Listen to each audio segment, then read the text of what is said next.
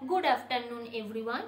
आज के जे विषयटी निये आमरा आलोचना करब सेटी हलो कम्पोनेंट्स अफ द क्रिएटिविटीर उपादान। आमरा प्रिभियास भिडियोते क्रिएटिविटी एकटा उपादान निये आलोचना करेछिलाम, सेटी हलो फ्लुएंसि। आज आमरा आलोचना करब फ्लेक्सिबिलिटी सम्बन्धे बा नमनीयता। এই फ्लेक्सिबिलिटी बा नमनीयता बोलते कि बुझी? फ्लेक्सिबिलिटी बा नमनीयता हलो कोनो विषयके विभिन्न भावे चिंता करार क्षमता। अर्थात जे कोनो समस्या कोनो विषय बा कोनो समस्याके एक भावे ना चिंता करे तार समाधानेर पथ विभिन्न भावे होते पारे। भ্যারাইটিস থাকবে तार मध्य, विभिन्न दृष्टिभंगिते भाबते पारबे। से यदि कोनो समस्या यदि ए सल्यूशन काज ना करे बी सल्यूशन अप्लाई करते पारबे, जेरा क्रिएटिव व्यक्ति आछे।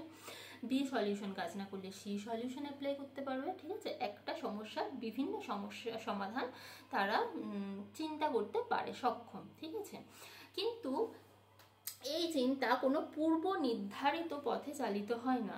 চিন্তা শক্তির মধ্যে সবসময় নতুনত্ব থাকবে বা অভিনবত্ব থাকবে। এই ক্ষমতাটি ডিভার্জেন্ট থিঙ্কিং এর মধ্যে পড়ে। আজ আমরা ডিভার্জেন্ট থিঙ্কিং নিয়ে একটু আলোচনা করব। ঠিক আছে, যে পল কিলফোর্ড ডিভার্জেন্ট থিঙ্কিংকে দুভাগে ভাগ করেছে বা দুটি থিঙ্কিং এর কথা আমাদের সামনে বলেছেন। সেটি হলো কনভার্জেন্ট থিঙ্কিং আর একটা হলো ডিভার্জেন্ট থিঙ্কিং। এই ডিভার্জেন্ট থিঙ্কিং হলো ওপেন এন্ডেড থিঙ্কিং আর কনভার্জেন্ট থিঙ্কিং হলো ক্লোজ এন্ডেড থিঙ্কিং। ডিভার্জেন্ট থিঙ্কিং একটা সমস্যার বিভিন্ন সমাধান হতে পারে, বিভিন্ন দৃষ্টিভঙ্গিতে ভাবতে পারে সমাধান। ঠিক আছে, এটা যেমন এক্সামে এসে টাইপ কোশ্চেনের অ্যান্সার।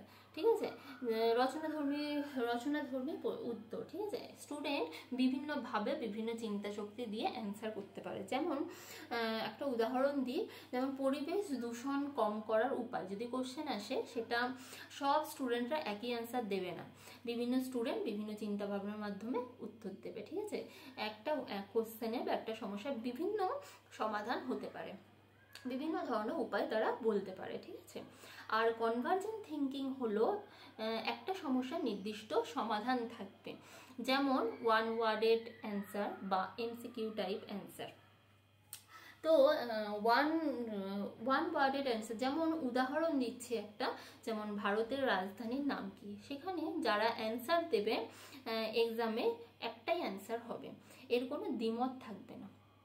ঠিক আছে, যেটা চিন্তা করার আর কোনো সুযোগই থাকবে না। ঠিক আছে, ক্রিয়েটিভিটি দেখানোর কোনো সুযোগ থাকবে না সেখানে। এটা ইন্টেলিজেন্স, কনভার্জেন্ট যেটা আছে এটা ইন্টেলিজেন্সের সঙ্গে যুক্ত, আর ডিভার্জেন্ট আছে সেটা ক্রিয়েটিভিটির সাথে যুক্ত। এখানে মানুষের ইন্টেলিজেন্স বা বুদ্ধি দিয়ে সে উত্তরটা দিবে, কিন্তু ক্রিয়েটিভিটি সেখানে দেখাতে পারবে না। যেমন এমসিকিউ টাইপের অ্যান্সার, যেমন চারটে অপশান থাকবে, চারটে অপশানের মধ্যে আমাদের একটা চুজ করতে হবে, সেখানে 5 নম্বর অ্যান্সার নিজে থেকে লিখতে পারবে না, লিখলে সেটা ভুল হবে। ঠিক আছে, এটা হলো কনভার্জেন্ট থিঙ্কিং। আর ডিভার্জেন্ট থিঙ্কিং হলো একটা সমস্যার বিভিন্ন সমাধান হতে পারে, বিভিন্নভাবে চিন্তা করতে পারে, এটা হলো ডিভার্জেন্ট থিঙ্কিং। আমরা ফ্লেক্সিবিলিটি বা নমনীয়তা সম্বন্ধে আলোচনা করছি। তো ফ্লেক্সিবিলিটির আবার দু ধরনের ফ্লেক্সিবিলিটি হয়, একটা হলো স্বতঃস্ফূর্ত নমনীয়তা বা স্পন্টেনিয়াস ফ্লেক্সিবিলিটি, অপরটি হলো অ্যাডাপটিভ ফ্লেক্সিবিলিটি। তো এই স্পন্টেনিয়াস ফ্লেক্সিবিলিটি বলতে আমরা কি বুঝছি?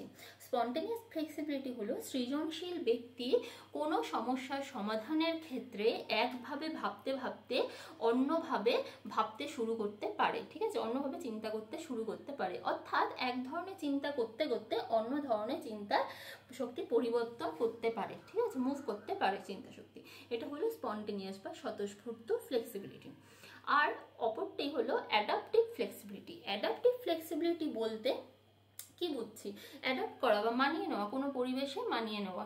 ঠিক আছে, সৃজনশীল ব্যক্তি যে কোনো পরিবেশেই হোক না কেন তাদের অভিনবত্ব বা সমস্যা সমাধানের ক্ষেত্রে অভিনবত্ব বা নতুনত্ব থাকবেই। তারা গতানুগতিক কোনো সমস্যার সমাধান তারা পছন্দ করে না। ঠিক আছে, কোনো একটা সমস্যা বা কোনো একটা বিষয়কে নিত্য নতুন পথে তারা ভাবতে বা চিন্তা করতে পছন্দ করবে, যেটা মধ্যে অভিনবত্ব থাকবে, নতুনত্ব থাকবে। এটাই হলো অ্যাডাপটিভ, যে কোনো পরিবেশেই হোক না কেন, এটাই হলো অ্যাডাপটিভ ফ্লেক্সিবিলিটি।